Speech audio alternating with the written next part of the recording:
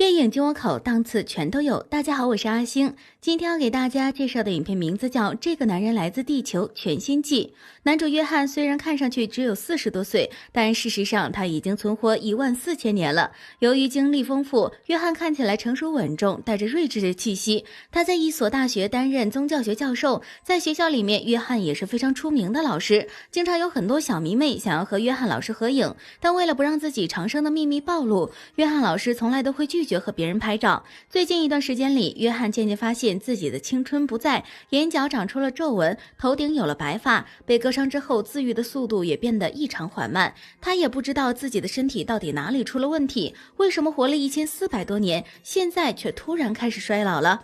这一天，一直暗恋约翰的女学生莎莎找到约翰，她搔首弄姿，用各种方式勾引约翰，但约翰显然不吃这一套。莎莎见自己的美人计失效，便只好来硬的。她告诉约翰自己已经发现了他的秘密，原来莎莎曾经因为爱慕约翰而偷偷调查了他的身份背景。从一本书的细节里，他得出约翰活了14000年的结论。因为约翰曾经有一名叫做福斯的好友，福斯也是一名教授，他曾为约翰写过一本书，叫《这个男人来自地球》。在这本书里，他将约翰的秘密全部写了出来，还盛赞约翰见证了科技的发展和历史的变更，简直就是耶稣一般的存在。就连约翰为了不暴露自己的身份，每10年换一次居住地的事情也被福斯写进了书里。知道这件事后，莎莎和闺蜜大吃一惊，她们决定去找好朋友比尔商量。比尔听完之后觉得此事很是荒谬，怎么会有人可以活14000年呢？为了说服比尔，莎莎便带着比尔偷偷潜入约翰家中，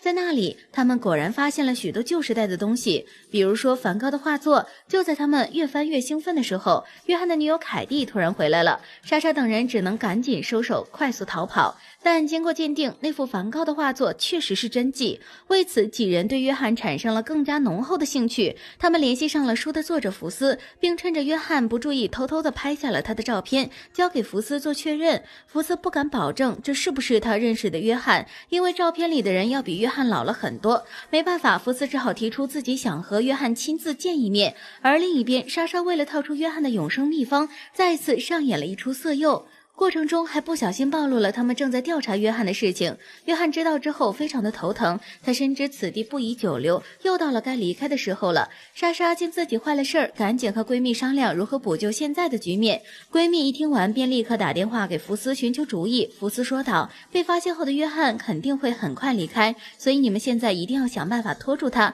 然后等我赶过去。果然福斯猜的没错，此时的约翰已经开始收拾东西，准备连夜离开这个地方。莎莎听完教授的电话后，立刻赶到了约翰的家里，几人在门口相遇。莎莎几人以约翰的真实身份为话题，故意拖延时间。可惜约翰守口如瓶，不管莎莎他们怎么询问，约翰都是一副全然不知的态度。他不想和学生做过多的交流，只想赶紧离开这个危险的地方。杰克看拖延战术无效，便只能拿出电棒，采用武力手段电晕了约翰。看着倒在地上的约翰，大家都非常的慌乱，不知道该如何是好。这时比尔假装打电话叫救护车，并安排莎莎他们去接应福斯，自己则把约翰拖进了地下室。